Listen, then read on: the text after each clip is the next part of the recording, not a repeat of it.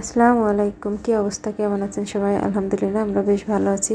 তো নতুন আরেকটা ব্লগ নিয়ে চলে আসছি। আজকে ব্লগটা শুরু করলাম শাকসবজি দিয়ে।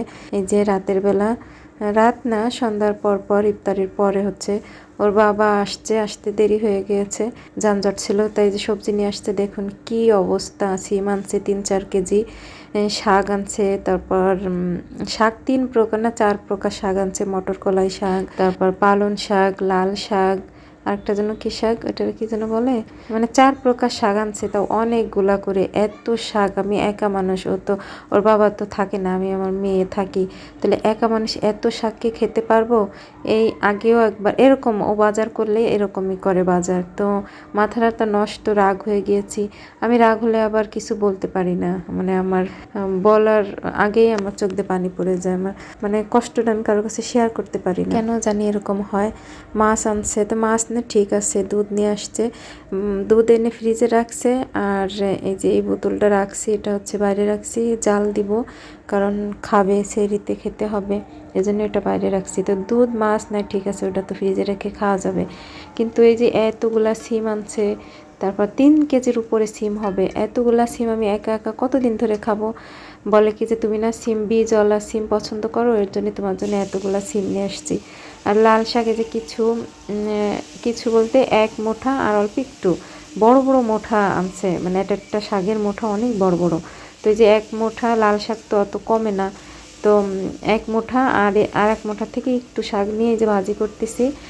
আর তরকারি রান্না করব, মাছ দেশি কই নিয়ে আসছে, দেশি কই আর টাকি টাকি না, শোল মাছের ছোট সাইজ, ওইগুলা নিয়ে আসছে, ওগুলো হচ্ছে রান্না করব।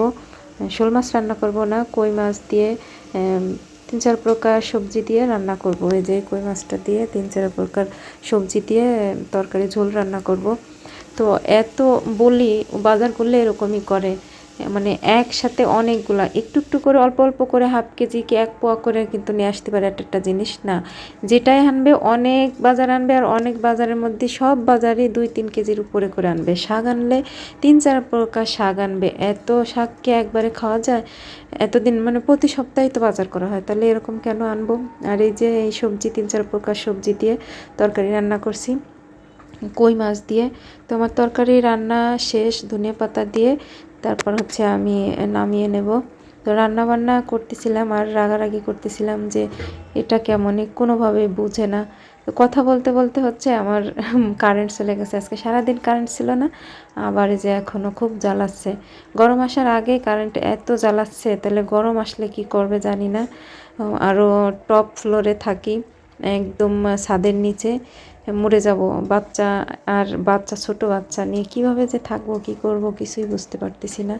নিচে 4 তলা খালি হলো, যেতে চাইলাম, ওর বাবা বলল যে না, যদি কোনো জায়গায় ট্রান্সফার হয় তখন কি হবে, বারবার মানে তুমি কাজ করবা, মানে গুছাবা, বাচ্চা নিয়ে পারবা না, কীরকম বলল। তার কথা আমি ওই করলাম না। এখনই গরম যে পরিমাণ পড়ছে, নিচে সবার রুমে মানে ঠান্ডা ঠান্ডা ভাব আছে, আর আমার রুমে ফ্যান ছাড়তে হয় 3-4, মানে দিন ভর্তি, দিন আর রাত মিলে 24 ঘন্টায় ফ্যান চালানো থাকে, আরও তো দিন পড়ে আছে, কিভাবে কি যে করব।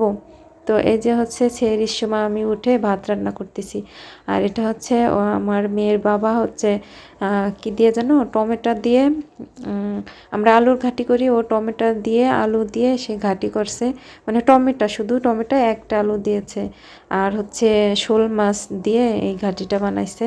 তো এটা আমি একটু খাইছি, আর খাইনি, ওর বাবাই খাচ্ছে, কড়াই রান্না করছিল, খাইয়ে অতখানি বানাইছে, আর আমার মেয়ে খাইছে, ওর নাকি অনেক মজা লাগছে। দুধ জাল দিয়েছিলাম, ওটা দিয়ে এখন এটা দিয়ে এই 3টা তরকারি দিয়ে, লাল শাক ভাজি আছে, তরকারি, মাছের তরকারি, তো এগুলা দিয়ে হচ্ছে সেহরিতে খাবে।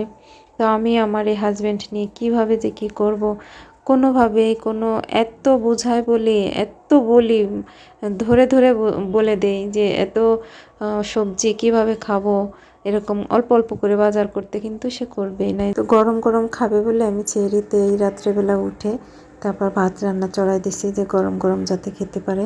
আর কিছু থাকলে, আমি তো রোজা নেই, ছোটো বাবু তো আমি রোজা নেই, তাই কিছু থাকলে আবার আমি খাবো সকালে। যে কলা কলা নিয়ে আসছে, তো কলা তো খেতে হবে, মেয়ে তো কালকেই খেয়ে শেষ করে দেবে, এই যতটুকু কলা আনছে।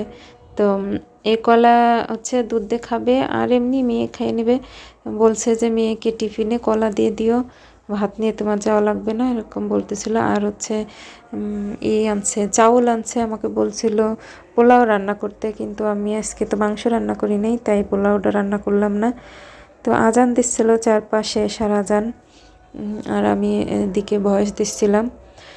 তো এই কষ্টের কথা আর কি কাকে বলবো। তো ভিডিওটা যদি ভালো লাগে অবশ্যই লাইক দিবেন, কমেন্টসে জানাবেন, আর আমার চ্যানেলটা সাবস্ক্রাইব করে দিবেন। সবাই ভালো থাকবেন, আল্লাহ হাফেজ।